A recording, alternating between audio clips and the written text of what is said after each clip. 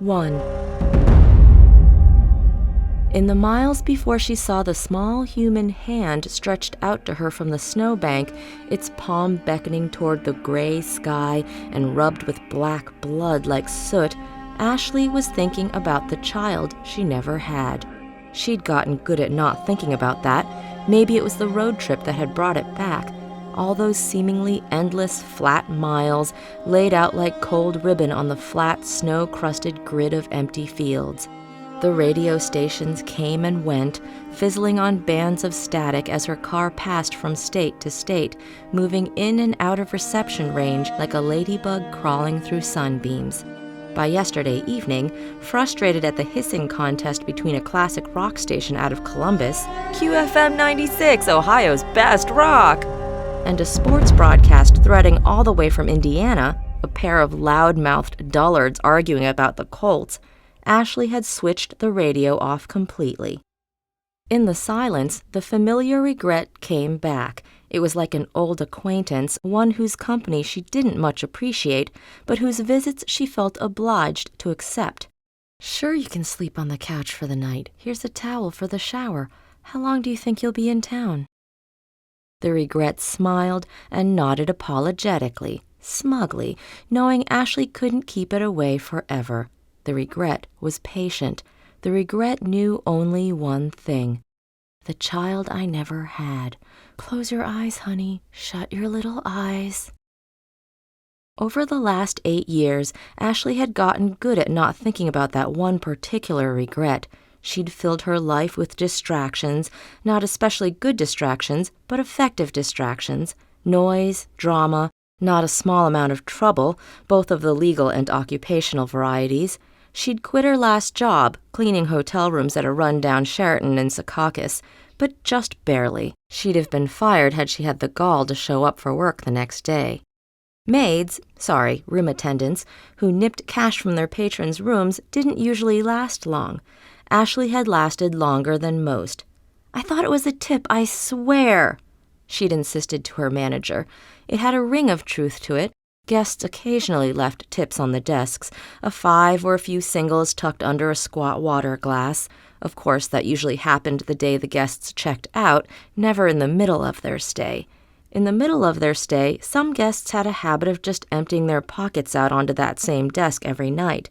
Ashley would see it again and again, a small pile of disheveled dollar bills, some change, a parking pass, a theater ticket, a stack of folded receipts ready to be turned in for reimbursement by some home office somewhere. "It was an easy mistake. I'm new to this. I didn't know. It'll never happen again." Of course, none of that had been true. Ashley had just needed the cash. It had gone into the back pocket of her gray cleaning uniform on many occasions. Rarely was it ever reported. Most of the men she stole from were businessmen. A lot of them came back to their rooms at least half drunk, not remembering what they dumped out of their pockets or doubting their own memories more than they doubted the white, plain-faced, dirty blonde room attendant pushing the cleaning cart down the hall. Of course, the last time it had been more than a few singles. It had been 2 50s and 3 20s folded into a money clip. A tidy drift of coins glittered next to it in the sun, making the pile look, to Ashley, like something from a pirate's treasure chest. The small bale of cash had disappeared into her back pocket almost quicker than she could think it. If she'd taken the change as well, things might have been different. The tenant might have assumed he'd put the money elsewhere or lost it in his travels. But the leftover coins proved he'd put his money there. He'd gone straight to the front desk.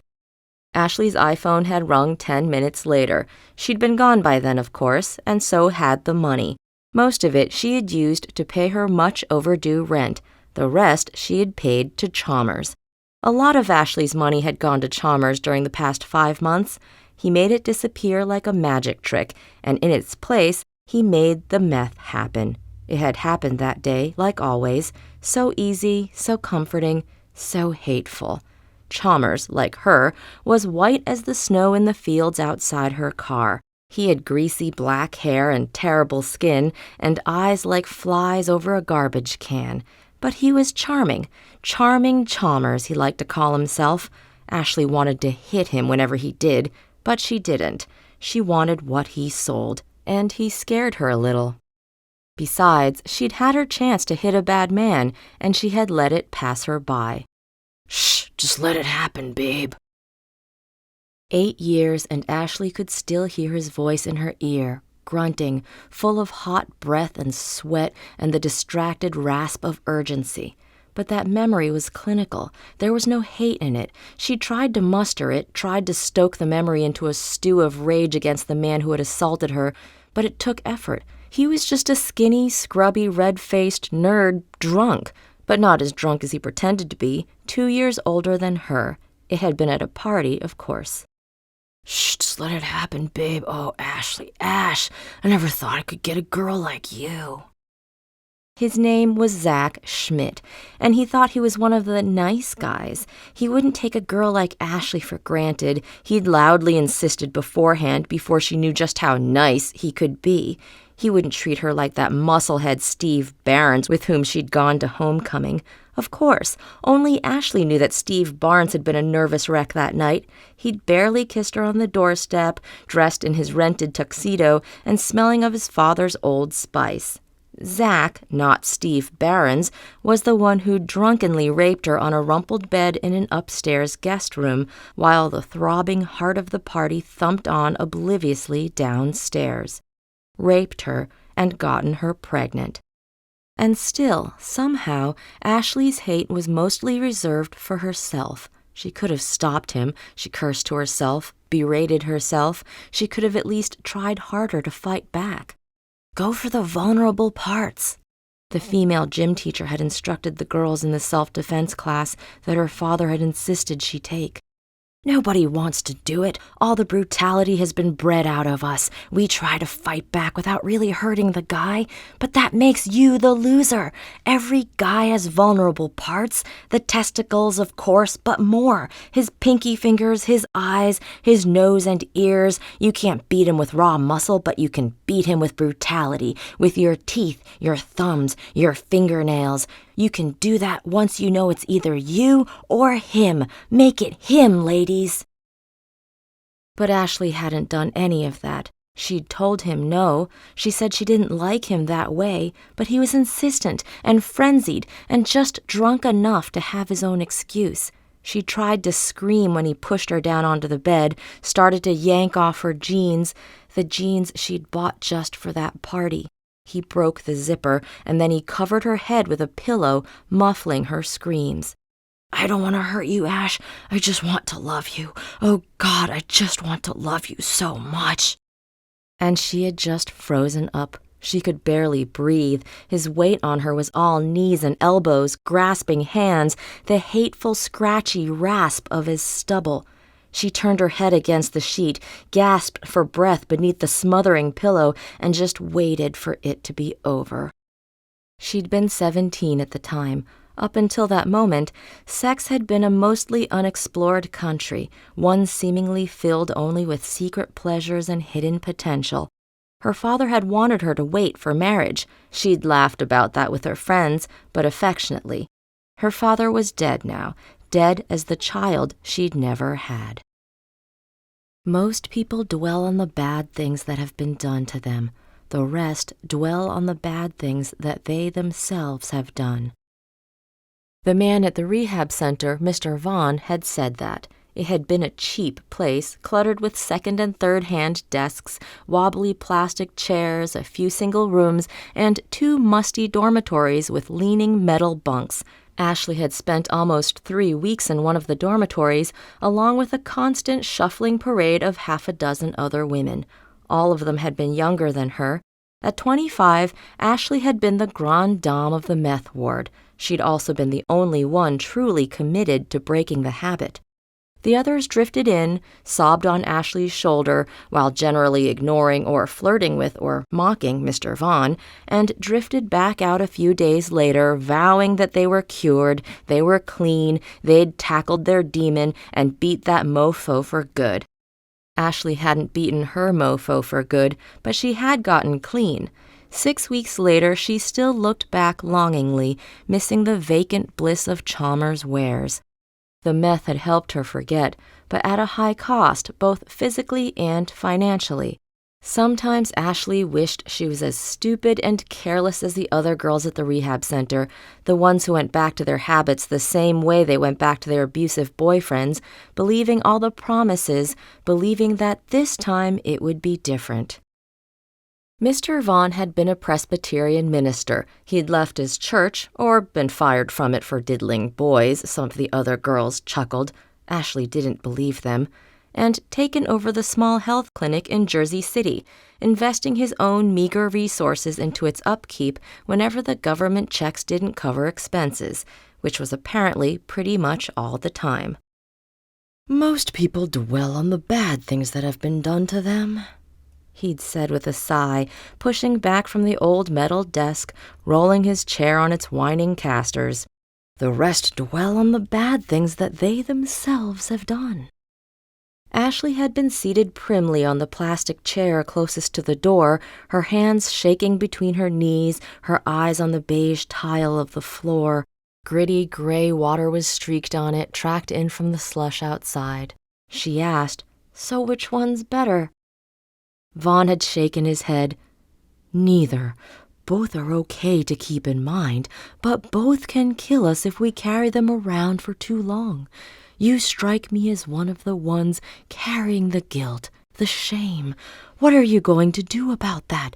Carry all that around forever? Let it crush you?" Ashley's aunt and uncle had paid for her stay at the Greenville Health Clinic. They weren't rich, but they were retired, living in a suburb of St. Louis, and had no children of their own. "Take it, niece," her Uncle Dave had said on the phone, his voice ironclad and full of monotone conviction. "It probably won't be enough, but I've spoken to the man who manages the place. He'll call me if it runs out. Go. Aunt Beth and I are happy to do it, as long as you make good use of it." She almost hadn't. Whenever she thought about giving up, she reminded herself of what he had said, of the prosaic love in his voice and the confidence he seemed to have in her. "You're not a bad kid, Ash," he'd promised her. "You just made some bad choices. We all do. It'll take some work, but you'll be fine. When you're done, you come see us. Drive, take the bus, whatever. Get here and we'll help you get back on your feet." You just made some bad choices. Ashley was still fiercely pro-choice. She just wasn't as sure anymore about her own.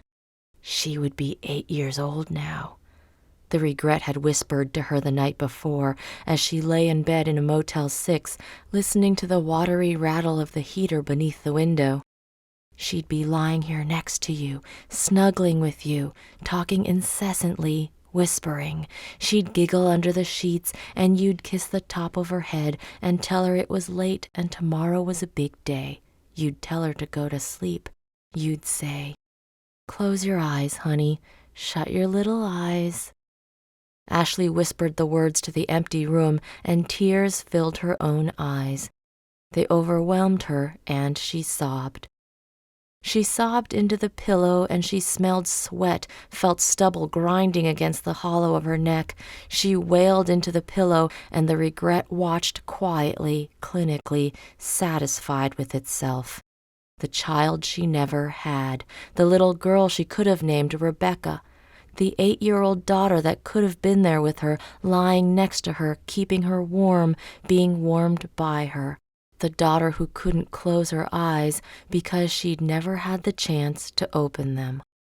"I guess I just need to forgive myself," she'd muttered to Vaughn. It seemed like the sort of thing people like him wanted to hear. He didn't answer. When she finally looked up, he was staring at her quizzically, his eyes narrowed. "You think?" he asked and frowned. He shook his head and shrugged. "I don't think humans have that ability. I sure don't have it. We can't just forgive ourselves. I wish it was that easy." Ashley had been put out. She'd wanted the interview to be over, to go back to the dormitory and watch the old TV in the corner and try not to feel the sick cravings, the yawning emptiness, the urgent anxiety of need. "Whatever, then. So what do I do? Kill myself?" Vaughn considered it. Finally, he sighed. "No, not that. All you can do is even the scales." She scoffed and kicked her heels on the streaked floor. "How?" "Find some good to do, Ashley," he'd said, and the intensity in his voice made her stop, really look at him, and pay attention. "Find some good to do, and do it." It seemed like decent advice, actually. She could see the sense of it, but only from a distance. She didn't know how to go about it. She didn't even know where to start. And besides, nothing she did would ever undo what she had done. Sometimes, like the night before, like right now, in the thrumming car on this cold stretch of road, Ashley could imagine her unborn daughter with painful clarity, sitting there on the seat next to her in the old Honda, asking to stop at the next gas station because she had to go, asking to get a slushie, holding Ashley's hand or playing with her hair during the long miles, playing games on Ashley's iPhone to while away the time.